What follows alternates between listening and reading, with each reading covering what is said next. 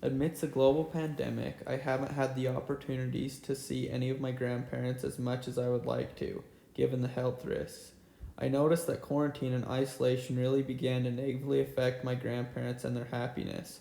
Once I came to this realization, I knew that it would be the driving force, or in other words, my why behind this project.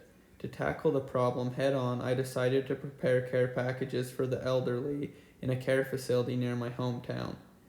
These people get few to no visitors given the restrictions in place due to the pandemic, so I wanted to provide them with a package to bring them some happiness and let them know that they are not forgotten. I have always greatly valued the relationships I have with others and demonstrated optimism whenever I had the opportunity to do so.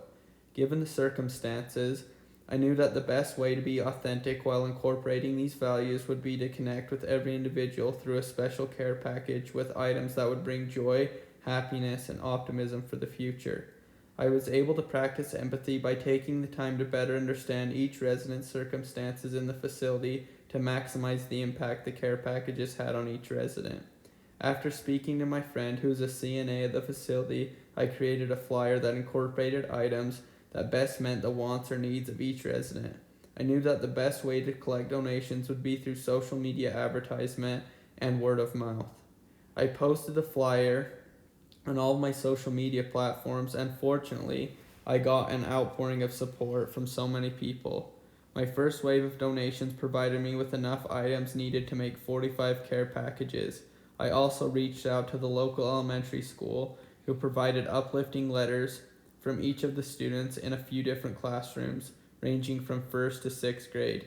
Each package contained a soda, candy, a tree, a note, and an activity or blanket.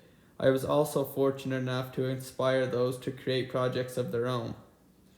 One woman in particular reached out to me and offered to make gifts for each of the residents for Valentine's Day.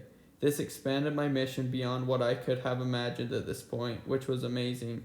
After completing the 45 care packages, I dropped the bags at the facility's front doors, where my good friend working in the facility delivered each individual care package. Because of COVID, I could not personally deliver the gifts, but I was able to get detailed insight from my friend who delivered each of the bags.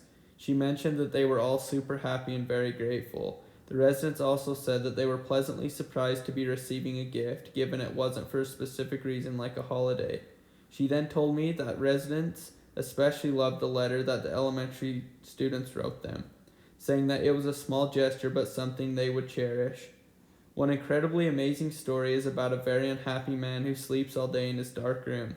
When my friend went to his door to tell him about the package, he sat up, turned on the light, and smiled. She said that this man spoke a full sentence for the first time during the length of his residency.